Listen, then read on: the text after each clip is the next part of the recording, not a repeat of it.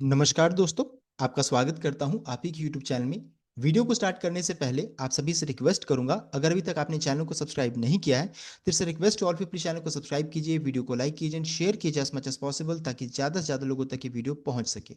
तो चलिए स्टार्ट करते हैं, जहां पर देखिए आज हम लोग डिस्कशन करेंगे अबाउट बीएसई लिमिटेड शेयर के बारे में, जहां पर बिल्कुल अहम लेवल के पास अभी करंटली ये ट्रेड कर रही है। देखिए 2080 2080 एंड 2090 का जो लेवल है ये बहुत ही क्रिटिकल लेवल है। इसी रेंज में अभी इसी जगह पर ये ट्रेड कर रही है, तो बहुत इंपॉर्टेंट लेवल के पास ट्रेड कर रही है। एंड आज जो रहता है बहुत इंपॉर्टेंट दिन है, साथ ही साथ सेबी की तरफ से जो अपडेट आ रहा है इन सभी चीजों को चेक करेंगे, इंपॉर्टेंट लेवल्स को इस वीडियो में डिस्कशन किया जाएगा। तो चलिए स्टार्ट करते हैं। जहां पे देखिए आज का दिन क्यों इंपॉर्टेंट है, तो रीजन क्या है, वो है एक्सपायरी। आज का दिन एक्सपायरी का दिन है एंड थर्सडे है, तो ये बहुत इंपॉर्टेंट दिन है। अभी अब आज से बीएसई में गिरावट क्यों हो रही थी, तो सबसे पहला रीजन बना था कि दिन चेंज किया गया था।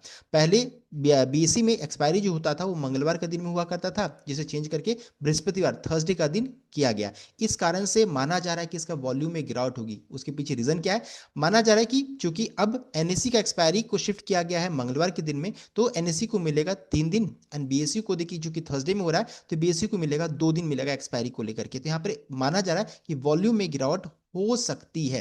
तो आज क्या कौन सा दिन है, आज बृहस्पतिवार थर्सडे का दिन है, तो आज बहुत इंपॉर्टेंट दिन है। बिकॉज देखिए आज तो एक्सपायरी होगा, लेकिन डेटा कब रिलीज होगा, डेटा कल के दिन में या फिर आज शाम तक में डेटा आएगा। जब एक्सपायरी सब कंप्लीट हो जाएगा उसका फिर डेटा आएगा। तो देखिए अगर पिछला 3 डेटा को हम लोग चेक करेंगे, बिकॉज देखिए 3 एक्सपायरी बीएसई में थर्सडे के दिन में जब हुआ था, तो पहला जो थर्सडे वाले दिन जब एक्सपायरी हुआ था तो डेटा बहुत शानदार आया था। इस कारण से बीएसई के शेयर में तो पहले गिरावट हुई, उसके बाद फिर लगातार लगभग 2 सेशन तक तेजी भी बना। लेकिन उसके बाद का डेटा बहुत ही निराशाजनक आया, 28,836 का, 28,368 का आया। उसके बाद इसका देखिए 18 सितंबर को जो एक्सपायरी हुआ उसमें 30,553 का आया।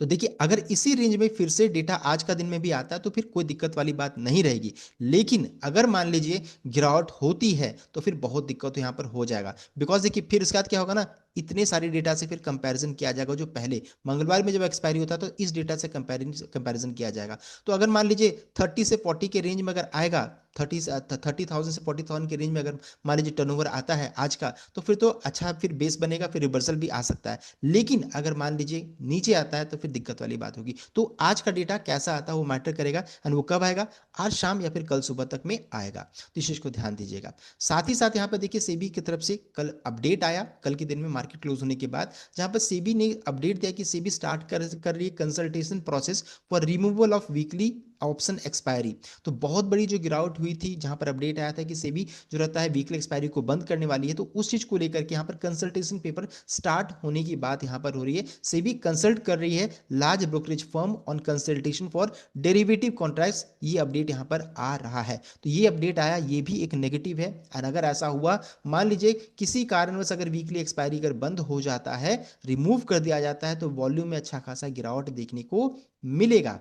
अभी सोचिए कि वीकली एक्सपायरी होता था तो यहाँ पर इनको पैसा जो ये रेवेन्यू जो जनरेट होता था वो कैसे होता था, तो ट्रांजैक्शन फीस इन्हें मिलता था, सर्विस चार्जेस मिलता था। अब क्या होगा, जैसे ही वॉल्यूम घटेगा वीकली एक्सपायरी बंद होगा, मान लीजिए मंथली एक्सपायरी सिर्फ रह जाता है तो मंथ में एक ही बार होगा। अभी वीकली में क्या था, 3-4 बार होता था, तो वॉल्यूम ड्रॉप देखने को मिलेगा, एंड वॉल्यूम ड्रॉप होगा तो फिनेंशियल इंप्लीकेशन आएगा, नेक्स्ट रिजल्ट में उसका इंपैक्ट आपको देखने को मिलेगा। तो ये भी डर सता रहा है मार्केट को कि कंसल्टेशन पेपर स्टार्ट हो रहा है, एंड वहां से क्या निकल कर आएगा बहुत कुछ मैटर करेगा। लेकिन प्रोसेस स्टार्ट तो हो रहा है ऐसा लग रहा है, तो ये भी एक रीजन बन रहा है। साथ ही साथ अगर टेक्निकली चेक करेंगे तो दोनों मूविंग एवरेज के नीचे में क्लोजिंग आ चुका है। ट्रेंड जो रहता है अब बेयरिश ट्रेंड हो चुका है। हम लोगों ने पहले भी डिस्कस किया था कि 2080 का लेवल बहुत इंपॉर्टेंट लेवल है, आसानी से टूटेगा नहीं, लेकिन वो टूट चुका, कोई लेवल अब इसके लिए इंपॉर्टेंट रह नहीं रहा है। लेकिन अभी जो है 2090 के अराउंड में ट्रेड कर रही है, लेकिन फिर भी थोड़ा सा यहाँ पर सावधानी से ट्रेड करना जरूरी है। बिकॉज अगर ये वीकली क्लोजिंग इस लेवल के नीचे अगर हो जाता है, 200 मूविंग एवरेज के नीचे में हो जाता है, तो फिर दिक्कत वाली बात यहाँ पर हो जाएगी। और उसके बाद कई गैप इस जगह पर है, उसको फिर ये फिल करने की कोशिश करेगी। तो इस चीज को ध्यान दिएगा, फिर काफी नीचे का मूव देखने को मिल सकता है। लेकिन सब कुछ किसके ऊपर डिपेंडेंट रहेगा कि सेबी की तरफ से क्या अपडेट आता है। साथ ही साथ ये डेटा जो हम लोगों ने चेक किया, ये कैसा डेटा आज के दिन में आएगा, सब कुछ उसके ऊपर डिपेंडेंट रहेगा। तो आज और कल का दिन बहुत इंपॉर्टेंट दिन है। अगर उसके नीचे वीकली क्लोजिंग नेगेटिव रहा तो फिर दिक्कत वाली बात रहेगी। साथ ही साथ अगर मार्केट का सिनेरियो को चेक कीजिएगा तो अभी भी अनसर्टेन मार्केट में क्या होगा ये कहने वाली बात है, अभी कुछ भी कहना मुश्किल है यहाँ पर कि अनसर्टेन मार्केट है। ग्लोबल सेंटीमेंट भी नेगेटिव साइड में ही है।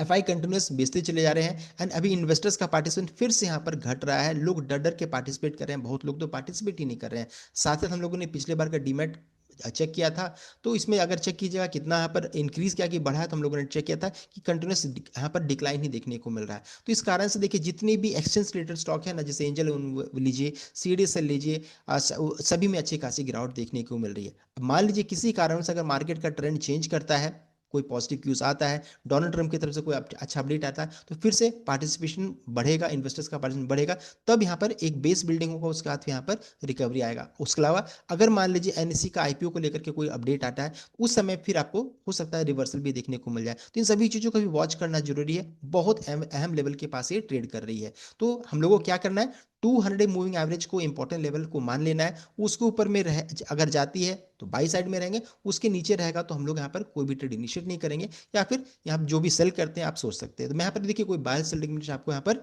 नहीं दे रहा हूँ, और ये जो था मैंने आपको बता दिया टेक्निकल, साथ साथ जो न्यूज़ था मैंने आपको बता दिया। तो ये था कंप्लीट अपडेट। आई होप आपको वीडियो अच्छा, लाइक कीजिएगा, शेयर कीजिएगा, चैनल को सब्सक्राइब कीजिएगा। Thank you.